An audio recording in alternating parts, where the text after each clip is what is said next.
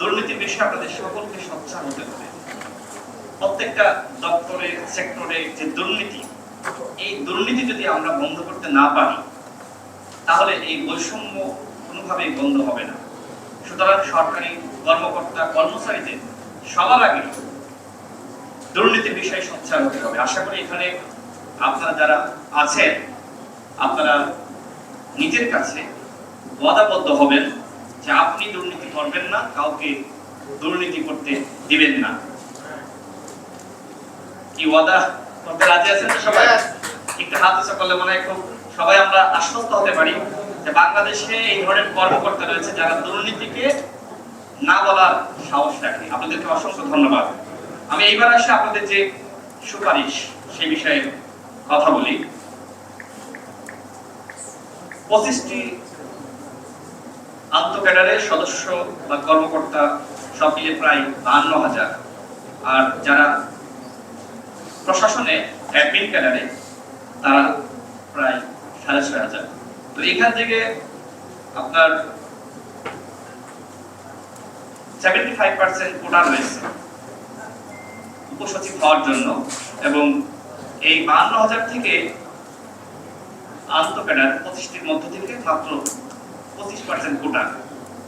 আমার মনে হয় যে কোটার বিরুদ্ধে যে লড়াই সংগ্রাম, যেটি আমরা 18 সালে করেছিলাম, যেটি 24 সালে আমরা সেই কোটার বিরুদ্ধে লড়াই করেছি, এখন এই কোটামুক্ত বাংলাদেশ গঠন করার ক্ষেত্রে সবার ভূমিকা রাখতে হবে।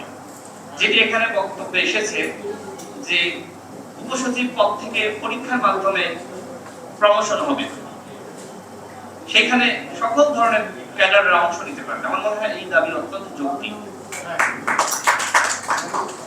যিনি মেধাবী তিনি পরীক্ষায় উত্তীর্ণ হবেন, প্রমোশন পাবেন। এবং আপনারা আরো বলেছেন যে যে ক্যাডার সেই পেশায় তিনি চাকরিতে বা প্রমোশনে বা বিভিন্ন পদে পদায়িত হবেন। কৃত্য পেশাভিত্তিক মিনিস্ট্রি, এটিও দারুণ প্রস্তাব।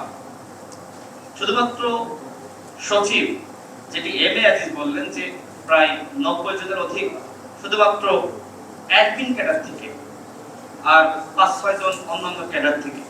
এটা বৈষম্য। এই বৈষম্য দূর করার জন্যই এত মানুষ জীবন দিয়েছে, রক্ত দিয়েছে, দীর্ঘ লড়াই সংগ্রাম করেছে।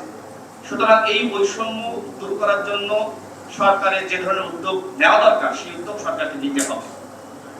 আশা করি আজকের এই সেমিনার সরকারের নজরে আসবে।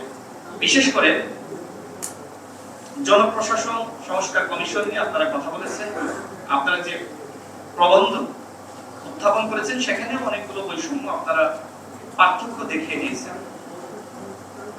দেখেন, আমরা শুরু থেকে সরকারের সমালোচনা করে আসছি যে এই যে দপ্তরগুলোতে, এই যে সংস্কার কমিশনে, সেইখানে একজন ছাত্রের আসলে কি দরকার?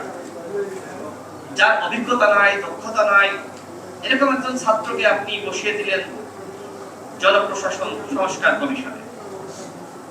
কি উদ্দেশ্যে? কেন?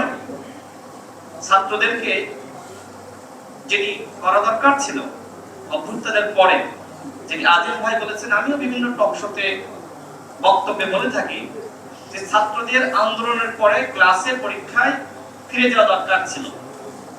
কিন্তু সেই ছাত্রদেরকে আপনি কি করলেন? কাউকে উপদেষ্টা বানাবেন, কাউকে আপনি ট্রাফিক পুলিশের দায়িত্ব দিলেন, কাউকে বিভিন্ন সেক্টরে দপ্তরে ছাত্র প্রতিনিধি হিসেবে দায়িত্ব দিলেন, কাউকে সংস্কার কমিশনে বসালেন। কেন?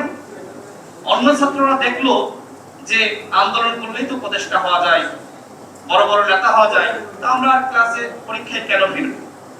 এই সমস্যা সংকট বাংলাদেশে তৈরি হয়েছে। আজকে আর কেউ আপনাদের মতো আমলা হইতে চায় না, বিসিএস ক্যাডার হইতে চায় না। এখন সবাই রাজনীতিবিদ হইতে চাচ্ছে, কারণ তারা মনে করছে রাজনীতিবিদ হইলে এই আমলাদেরকে শাসানো যাবে। যেখানে একজন ছাত্র তার জ্ঞান নাই, অভিজ্ঞতা নাই, সে যখন জনপ্রশাসন সংস্কার কমিশনের নেতা হয়ে যায়, তখন বুঝতেই পারছেন বাকি ছাত্রদের উপলব্ধিবোধের জায়গাটা কি।